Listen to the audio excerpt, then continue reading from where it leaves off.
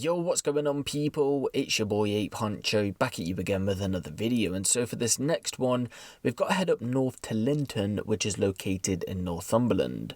Now, this story actually takes place near enough 16 years ago, all the way back in 2005, where career criminal and ex-cage fighter Paul Robson would be serving time at HMP Northumberland. While serving time back in 2005, he had met prison officer Caroline Kayll, who had been working as a teacher within the prison. The two instantly hit it off with each other and had a sexual relationship within the prison, all whilst Caroline's husband, who had actually been the security manager there, had been none the wiser to the affair. I'm unsure at what point Paul would finish his stint in prison, but from reports that I've sourced, I do firmly believe that the relationship would have cut off by this point and the two go their separate ways.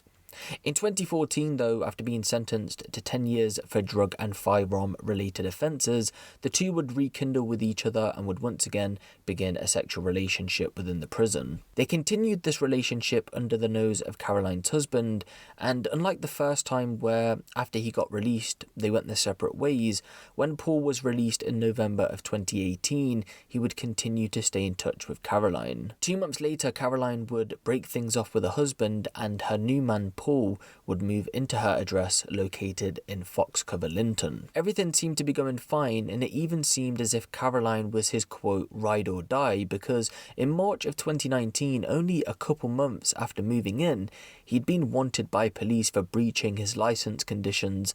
And you guessed it, Caroline never went to the police or told anyone of authority that Paul had been staying with her. By the time 2020 came around though, the relationship would be on the rocks and they broke up with each other. They got back together in September of 2020, and although this isn't confirmed, if I try and piece the timeline together correctly, it does seem as if within the time that they had spent apart, Caroline had got into another sexual relationship with someone else, and that would have been a 15-year-old boy who can't be named for legal reasons. So again, they'd got back together in September of 2020 after the relationship had been on the rocks, and in October of that same year, Paul travels to Leeds to go and do some work. The screen on his phone had broken, so Caroline would give him an old phone of hers to take with him, but the thing is, by doing this story was about to turn a whole lot darker than it already started out. When Paul had decided to turn this phone on, notifications from Facebook had started to flood through, and it was messages from this 15-year-old boy.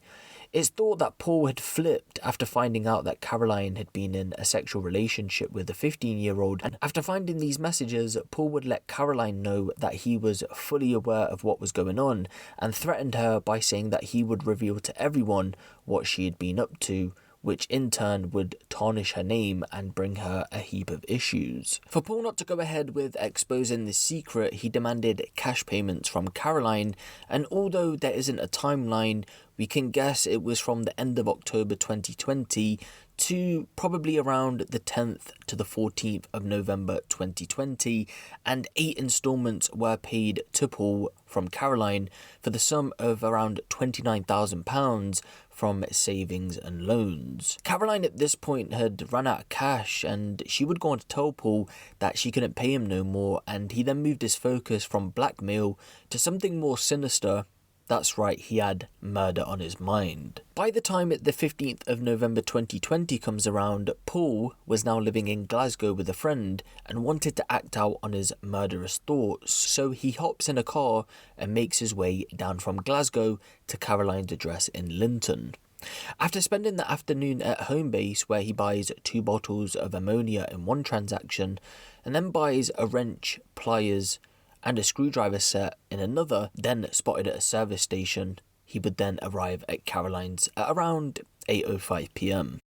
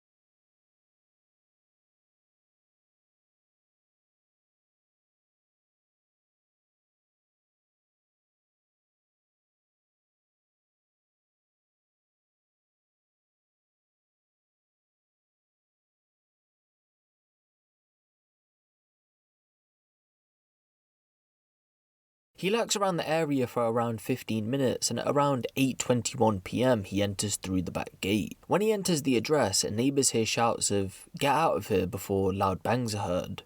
We'll get into the details of what exactly went on inside the property as the trial comes around, but what you should know is that once Paul was inside, he would unleash a devastating attack on the pair. For Caroline, she'd been subjected to an attack which left her with severe injuries to her head and face.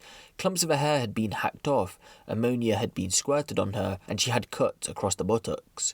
For the 15-year-old boy, he had been stabbed 45 times, which included blows to the head. Roughly 24 minutes after initially entering the property, Paul was spotted coming out of the house using this time the front door. Afterwards, Paul knocks on the door of neighbours Brian and Barbara Lee, and he tells them he's done something and that Caroline was in a bad way. Of course, the neighbours instantly run and go and check on what's happened, and it's then Paul flees the scene, and at this point he would be wanted by police. When emergency services arrived at the scene, they were both rushed to hospital, and when Caroline was seen by doctors, she'd been given a quote Glasgow coma score of 3 out of 15, which is the lowest possible level. A Glasgow coma score, for anyone wondering, is to measure the level of consciousness a person is in. Whilst the pair were in hospital, it is believed that Paul went onto Caroline's social media account and exposed the secret of Caroline having this sexual relation with a minor. For Caroline, her fight in hospital wouldn't last very long and she would go on to die. But for the 15-year-old boy, although he had been stabbed 45 times, believe it or not, he would actually go on to survive the attack. Paul was eventually traced down by police and would go on to be charged with murder, attempted murder, and blackmail. He likes he speaks. Paul, you cannot have your... Get them, right? You can't have them. I don't think I'm fucking haven't been here before. You can't have them. Paul was seizing them. That's the problem. We can't get... You a well, you allow them. If you right, I'm going to back to them going nowhere, alright? Stand up for a minute. Listen, I'm just going to explain to you, your spectacles can't be given back to you. Why? Because they've been seized. And? It's evidential purposes, so they can't be given back to you for civil. Hands off. You're going to be getting... Put your hands on me now, put your hands on you. Right, that's fine, but you're going to be getting cuffed one way or the other, okay? We're from Northumberland. I want to say, Sergeant, I want to say... It's just here. Why? I'm going to put my hands on you and you're going to be getting cuffed. You just and I spoke to him. You weird. That's what's going to happen now, okay? Why can't I get my glasses? You're in charge. They've been seized, evidential purposes, okay? Yeah, so who do I see? Who do you see? Who do I see? I need my glasses. Right. I can't see. I can barely see you. Right, mate. My balance is off blinding migraine, so you tell me. We're here to look after you. Right. I'm not being looked after.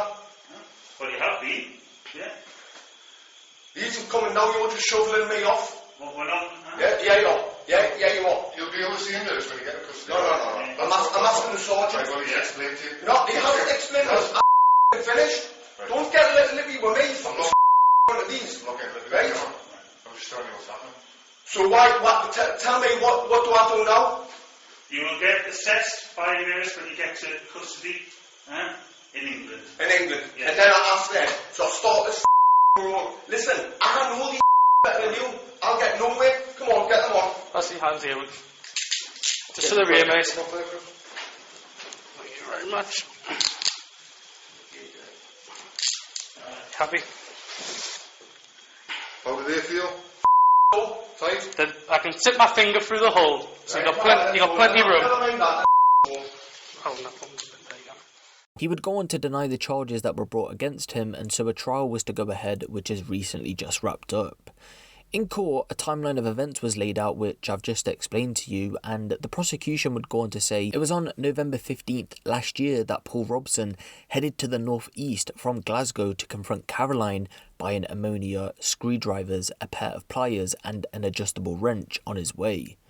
Talking of the exact events of the attack itself, in more detail, the 15-year-old boy's police interview was played to the court, and we'll go through his account as it explains the events in details from his perspective. So he would go on to say that he was in the main bedroom on the evening and Caroline had been downstairs when all of a sudden he heard someone, quote, banging on the door or window at the back of the house. He said, I could hear a few noises. I was listening because I didn't know what it was. Then he came up, went into one room, turned the light on, then went back downstairs. Then he came back up into my room and he had scissors or something and he was on my back and that. He was knifing me in the back with the scissors. He didn't say anything. I was saying, whoa, what's it about? He was on my back and he was canny heavy.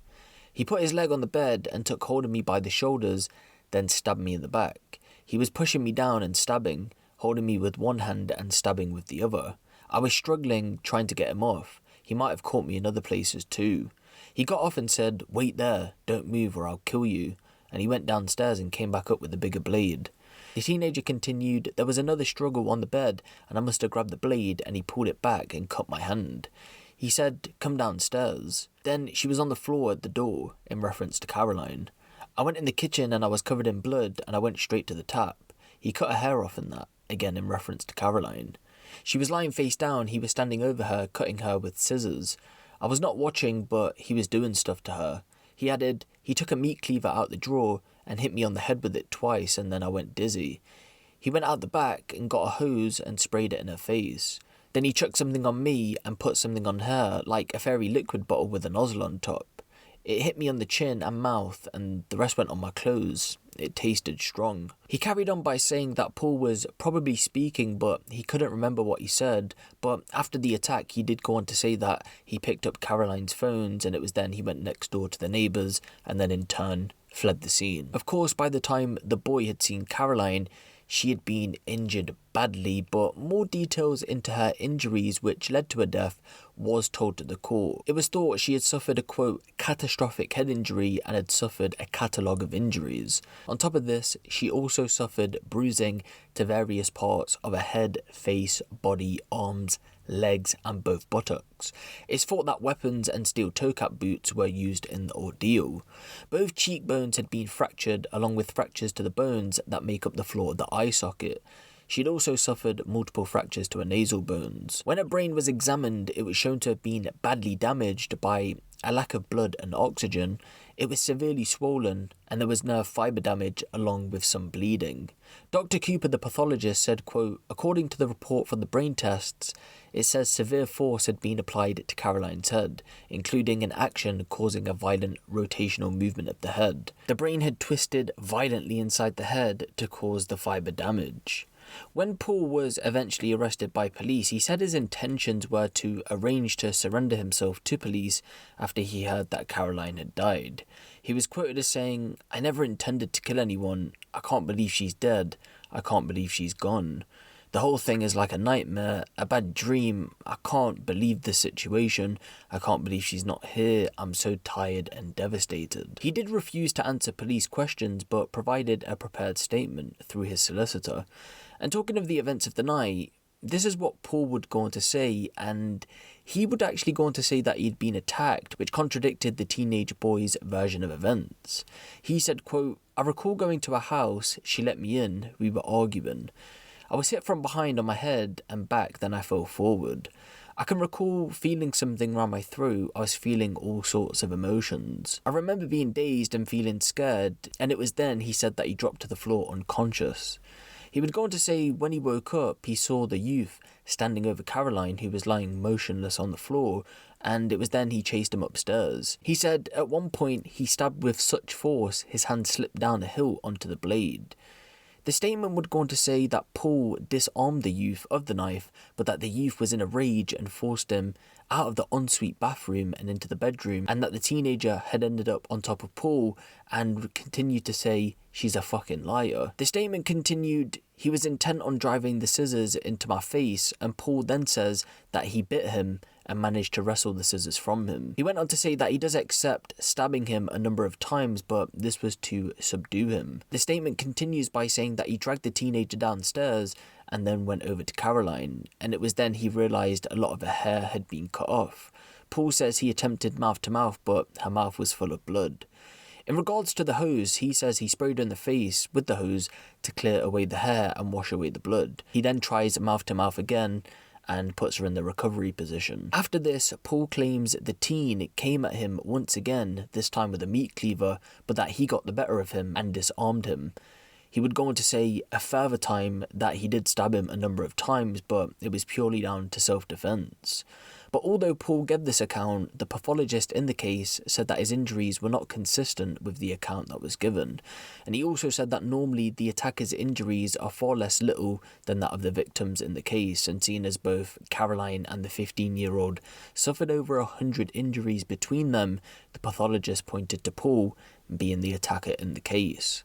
After a trial at Newcastle Crown Court, Paul would go on to be found guilty on all charges brought against him, and he was sentenced to life with a minimum term of 35 years before being eligible for parole, which means he'll be about 85 years old when that time comes around. And so this story is quite literally one roller coaster of a ride. Now, if you guys remember earlier on in the video, I did say that after Caroline had stopped paying him the money because she was all out of it, that Paul then had murder on his mind. But if you want to ask me personally, I think he had murder on his mind all along, because it seems to me that he probably felt disrespected at the fact that Caroline had been having sexual relations with this 15-year-old boy. And it could have been anyone, not just the fact that he was 15 years old. Again, I just felt like the money softened the blow of it, but I think all along he probably intended to kill Caroline in this situation. But I want to know what you guys think of this story down in the comment section below.